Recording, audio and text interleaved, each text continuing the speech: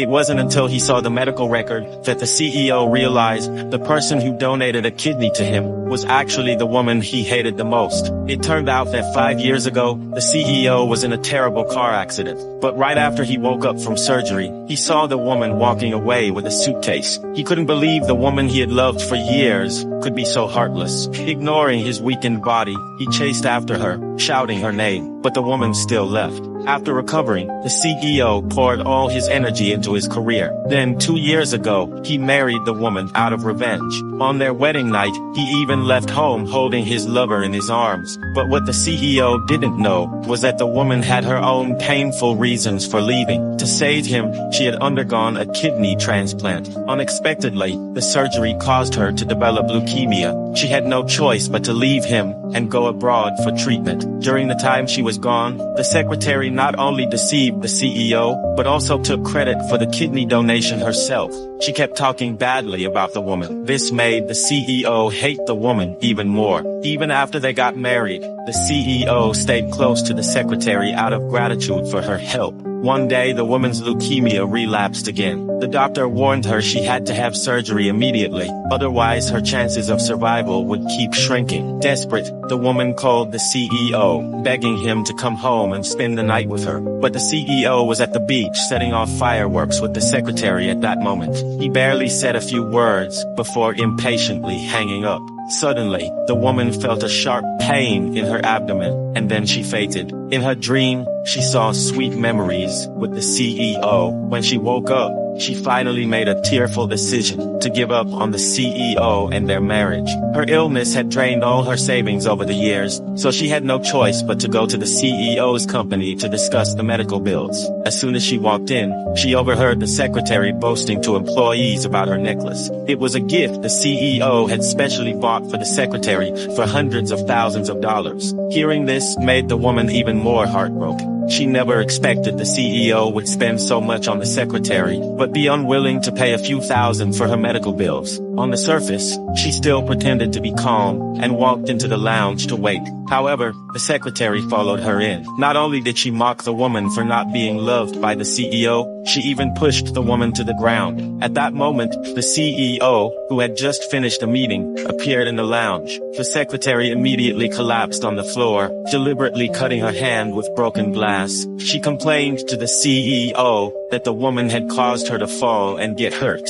Feeling sorry, the CEO checked the secretary's wound. Then he turned and sternly ordered the woman to kneel and apologize to the secretary. With no choice, the woman revealed that she had donated a kidney to him, but the CEO did not believe her at all. The secretary, afraid the truth would be exposed, pretended to want to kill herself. The CEO hurriedly stopped her, then angrily slapped the woman. Afterward, he took out several checks and threw them at the woman, forcing her to kneel and apologize to the secretary. The woman didn't even want the money anymore. She asked the CEO for a divorce and then turned to leave. Back at home, her illness relapsed. She wanted to take medicine to relieve the pain, but was too weak and accidentally knocked the pill bottle to the floor. In the large house, only her pet dog came over to care for her. At this time, the CEO kept calling her non-stop. After rejecting several calls, the woman softened and answered. Unexpectedly, what came through the phone was the CEO's insults. He still thought the woman was lying to him about being sick,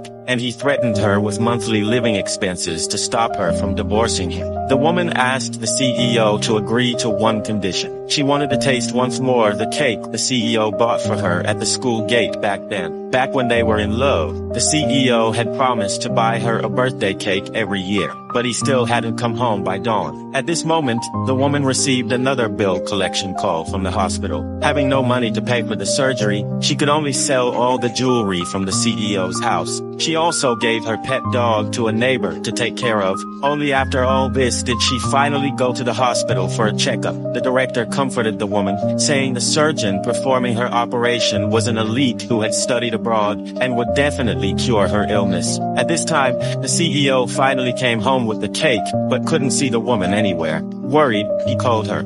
Coincidentally, the director needed a family member to sign the surgery consent form. So he took the call to explain the situation to the CEO. Unexpectedly, the secretary pretended to be allergic to dog hair, then fainted on the CEO. The CEO immediately hung up the phone, carried the secretary, and rushed to the hospital. Helpless, the woman signed her name on the consent form. On the way back to the ward, the woman was pushed to the ground by the CEO's bodyguard. The CEO, holding the secretary, didn't even notice her. Suddenly, someone helped her up. The woman was surprised to find that her senior from school was actually her attending doctor. The senior quickly took her to the ward and treated the bleeding wound on her hand. This scene happened to be seen by the passing CEO and secretary. The senior explained that the woman had cancer and was about to have surgery, but the CEO didn't believe it at all. Even the secretary said they must be lovers. Otherwise, why would the woman so readily ask for a divorce? The woman angrily slapped the secretary. The secretary immediately pretended to faint. The CEO had no choice